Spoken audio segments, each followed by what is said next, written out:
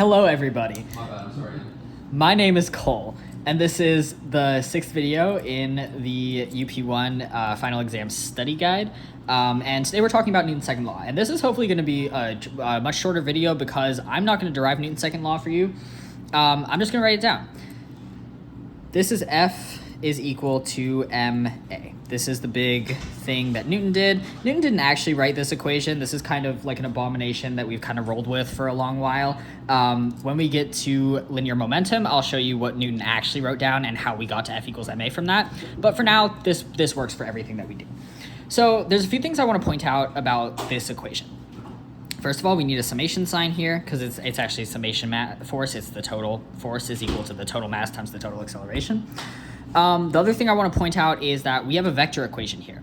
So F is a vector, M is a scalar, and A is a vector. Now, when we have this equation like that, like this with a vector being equal to a scalar times another vector, we know that the vectors have to be pointing in the same direction. So what this tells us is that the total force vector, the summation of forces, the vector addition of every force vector on an object, that's the direction of the acceleration of that object. The other thing that we can talk about is like why this makes sense. What we see here is that the acceleration of an object is proportional to the force applied on the object and inversely proportional to the mass of the object. And that makes sense because if we apply a really large force on an object, it's going to accelerate more than if we apply a very small force on that object. It also makes sense because if the object is super, super massive, it's not going to accelerate as much, right? If I push a chair with a 1,000 Newton force, it's going to accelerate a lot more than if I push a tiger with a 1,000 Newton force, right? So this equation actually makes perfect sense that it would be that acceleration would be proportional to force and inversely proportional to mass. And that's very much it. This is a very all-encompassing equation. It's going to be very useful. You're going to use it all the time. But I just want to do a quick example with it. So the example that I'm going to do is I'm going to draw a free body diagram with some force arrows, and I want to just find the acceleration, the magnitude and direction of the acceleration on the object. So the first force vector that I'm going to draw is a 5 Newton force vector downwards, and then I'm going to draw a 7 Newton force vector at a 45-degree angle from the horizontal. And then I think I'm going to also have let's do a smaller one. Let's shake it up. Let's make this a 2 Newton force vector backwards. So I want to know what direction and with what magnitude does this object accelerate. Okay, so we have to find the summation of forces. What is the summation of forces?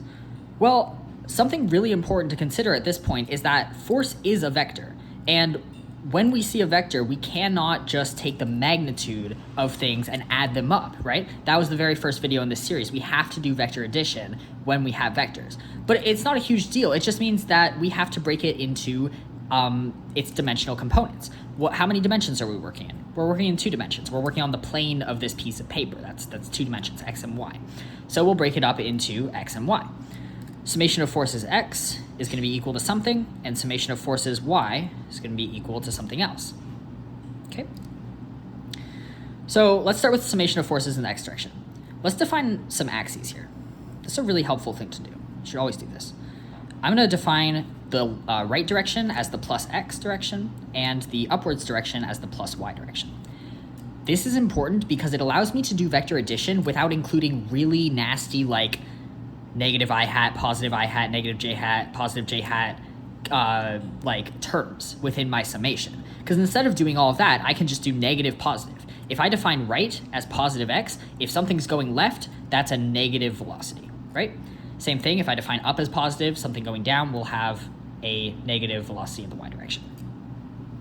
So once I've defined these axes, I have to stick to them. So I'm going to be referencing this picture for the rest of the time that I'm doing these equations. Let's start with this 2 Newton force. It's 2 newtons in magnitude, and it is going to the left, which is opposite my positive x-axis. So this is going to be negative 2 newtons in the x direction. What else do I have in the x direction?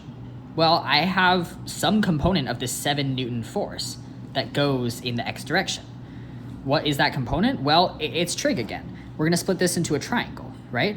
And we're going to say that the x component, this 7 Newton x component, is equal to 7 newtons times the cosine of 45 degrees. Why cosine? Well, because it's adjacent, right? The x component is adjacent to the angle theta. You'll also notice that I added that positive because this full 7 Newton vector, its x component is pointing to the right, which is along my positive x-axis that I defined here. So this is equal to 7 root 2 over 2 minus 2 newtons. That's my force in the x direction. What about my force in the y direction? Well, it's going to look very similar. I have this negative 5 newtons downwards. It's negative because of my definition of upwards as positive y. So I have negative 5 newtons like that. And then the 7 Newton component in the y direction is going to be positive 7 newtons sine 45 degrees. Sine because that's the opposite angle to the angle theta. Opposite side to the angle theta. And sine 45 is actually the same thing as cosine 45. It's root 2 over 2. So this is going to be, again, 7 root 2 over 2, this time minus 5 newtons. Cool. So now I can set these equal to MA, but I have to be careful because A is also a vector. So we do actually have to split A into its vector components too. The summation of forces in the x direction is equal to M times the acceleration in the x direction. This is equal to MAX. Similarly, summation forces y is equal to MAY. All I need to do now is solve for AX and AY. AX is equal to 7 root 2 over 2 minus 2 over M. And AY is equal to 7 root 2 over 2 minus 5 over M. I'm going to put some numbers to this just to make it nicer. And so that I can get an actual answer at the end of the day. I'm going to say that M is equal to 1 kilogram. And I'm just going to punch this into a calculator to get some decimal.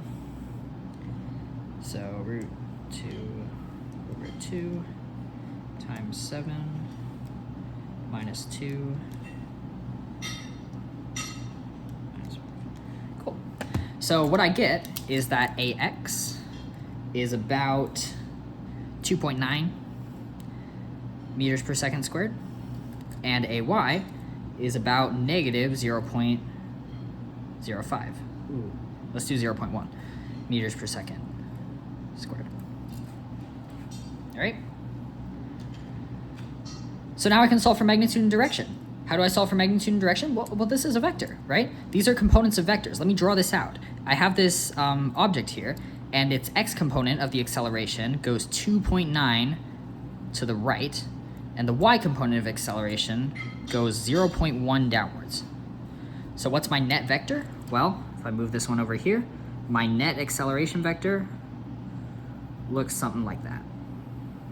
That's what I'm looking for. And this is a triangle. It's just a very, very small triangle. And this is 0.1, and this is 2.9. So to find the magnitude, we use Pythagorean's theorem. We say that the magnitude of acceleration, magnitude we denote with an absolute value sign, you can do 2 as well, that's going to be equal to the square root of 0.1 squared plus 2.9 squared, right? A squared is equal to, C squared is equal to A squared plus B squared. That's Pythagorean's theorem. And that is equal to 1 squared plus 2.9 squared. Shocking, not very shockingly, that's around 2.9 because the 0.1 squared doesn't contribute much. So that's the magnitude. And now we can find meters per second squared, pardon me. Now we can find the angle. And we find the angle with trigonometry. This angle that we're looking for is theta. So I can say that the tangent of theta is equal to the opposite side, 0.1, over the hypotenuse, 2.9. Okay? and I can do the inverse tangent of 0.1 over 2.9. And I'm gonna get, what mode am I in? I'm in radians. Let's go to degrees, so this is more intuitive. I'm gonna get 2 degrees.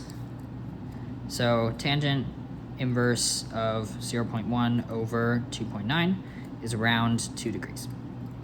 So my final answer is that the acceleration of this object is equal to 2.9 meters per second squared at 2 degrees south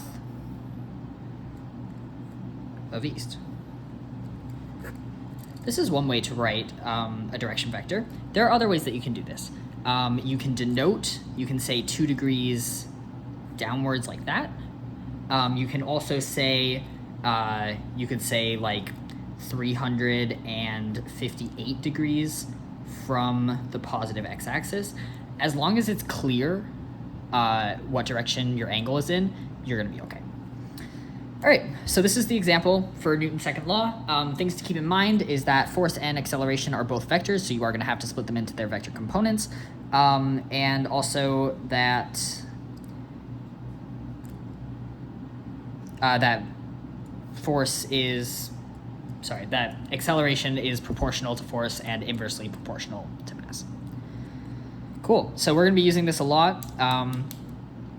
We're going to be using this a lot when we get to statics, in which case, if the object is not moving, acceleration is equal to 0. So you can solve for a whole bunch of things using that the summation of forces is equal to 0. All right, in the next video, looks like we're going to be talking about dot product so that we can get on to work.